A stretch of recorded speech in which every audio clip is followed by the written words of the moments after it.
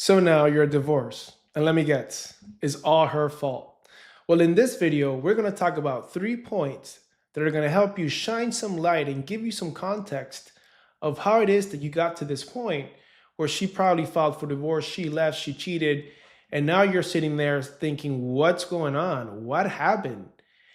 So come with me, stick to the very end so that I can talk to you about the most important point of all that's going to help you feel a whole lot better and help you release some of the pain you're currently carrying. The first point we need to talk about is leadership. Were you leading as a man in your marriage? Were you moving the family forward to a point, to a destination that you wanted to get? Most men don't do that. They get lost in just the everyday sort of life, and they forget that they need to have a compelling vision that's going to move them and drive them forward. Because only when you have that can people follow you. A leader has a vision of where they want to go, and if they're a good leader, people follow them. So, but if you don't have a vision of where it is that you want to go, you're going to get lost in translation, and then your family's not going to follow you. Now, if your family doesn't follow you, or in this case, your wife is not following you, she's not following you because she doesn't feel safe, she doesn't trust you. She doesn't trust you, she doesn't feel safe with you, she's just not going to be attracted to you. She's not attracted to you, it just continues to go this cycle, continues to spin out.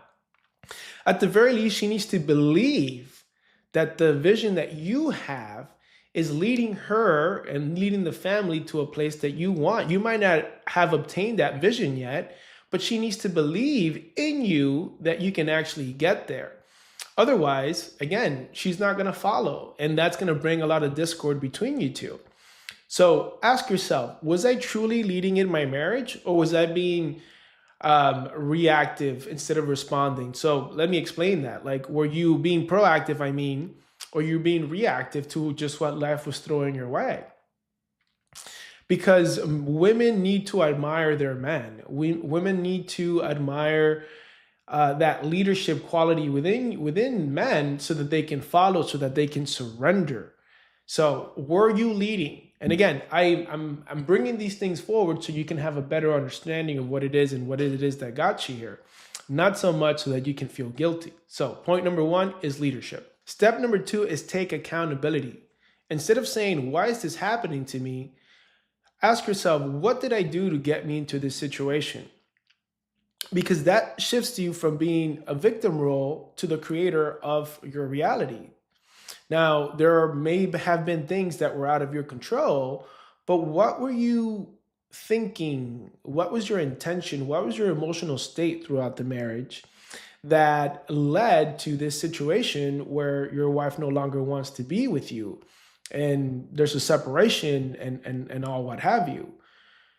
What did you do that, or what are some of the things that you did that got you to this point? This is accountability. Take accountability for your actions. An exercise that I would recommend you do is open up an Excel sheet and just start writing down point after point after point after point after point after point after point of some of the things you did within the marriage that you know you could have done better. Again, the purpose of this exercise is not to make you feel bad or bring a high level of guilt.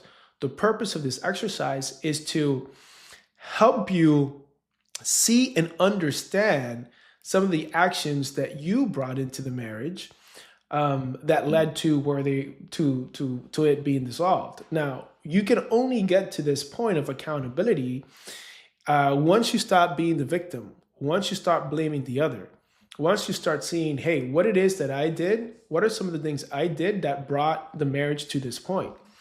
So take 100% accountability for what it is that you did. And a leader takes accountability for his actions. So it goes one with the other. So, you can't take accountability unless you have this sort of leadership mindset. And a leader that doesn't take accountability, it's not really leading. So first and foremost, you have to lead. Second, you have to take accountability for your actions. Ask yourself, why did she get upset that day? What it is that I did? Did I withhold love? Did I react in an impulsive way? Did I lose my temper? Did I drink too much? Did I have a short temper with the kids? Did I make a boneheaded financial decision? What was it that got you to this point? Is the question you need to ask yourself. So do that. It's going to help you understand more. It's going to help you take accountability. It's going to help you really bring down the resentment that you have towards your ex-wife. And it is from this place of understanding, liberating yourself, is that you can start to move forward and start creating the life that you want for the future relationship that you want. So take accountability. I know it might be tough right now. You might be going through a lot, but being held accountable, taking accountability for what it is that you did or that you could have done differently will help you, will bring you a level of freedom, peace, and understanding that will make this process a whole lot easier to navigate. Because I think one of the worst things that can happen, not only for yourself, but for your kids, is for when men carry this resentment towards their ex-wife that just permeates into everything, any interaction with your kids. So at this point, it is what it is. There's no looking back. But really, if you can release that resentment, release that pain, then you can navigate and start leading. At the very least, start leading now, start leading and start moving forward, where you can lead your children, where you can actually lead your ex-wife to a certain extent, and saying, I know I did these things wrong, but I am going to make them, I am not going to do them again in my life for myself and for my children and for my future relationship. Because when you're from that place, you're not carrying this emotional pain with you. You've released it. You're saying, I am being held accountable for XYZ.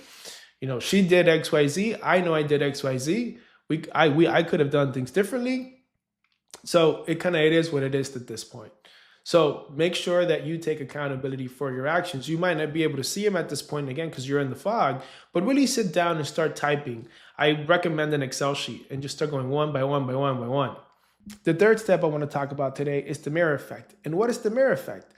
The mirror effect is understanding that life reflects back to you what is already inside of you.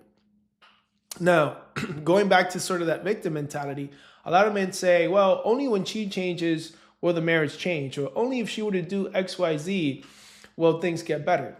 Let's go back. As the leader, you're held accountable. You can't be looking outside for things to change. You have to look inside. And from that place inside is where you need to move forward.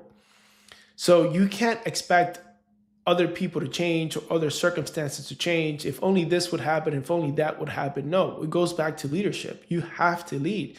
But you can't lead if you don't have a clear vision. So you're divorced now. Your marriage fell apart. Your family fell apart. Everything disintegrated. Then what is it, or where is it that you want to go with your life and for your children's life? Do you need to have that clear vision? And you can't expect other people to change or other circumstances to change so that the situation can't get better. No, you need to change. You need to take accountability. You need to take responsibility, and you need to move forward, because the more time you spent looking at how she could have done things differently, how she was bad, how she was evil, that's taking time away and energy from your vision, from where it is that you want to go, from some of the things that you want to do.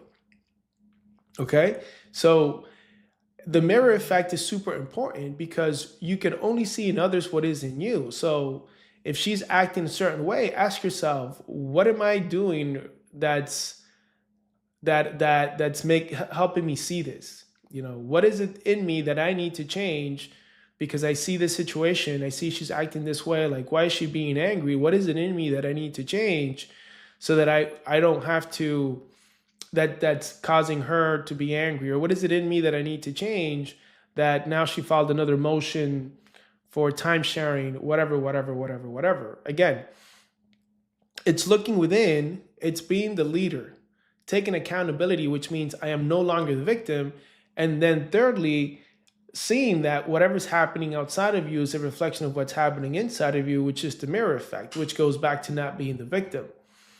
A leader's not a victim. A leader moves forward. So once you understand this, again, it's going to help you bring everything together of saying, I understand what got me to this point, at least for my 50%. And that's going to help you release a lot of the shame and guilt that's going on.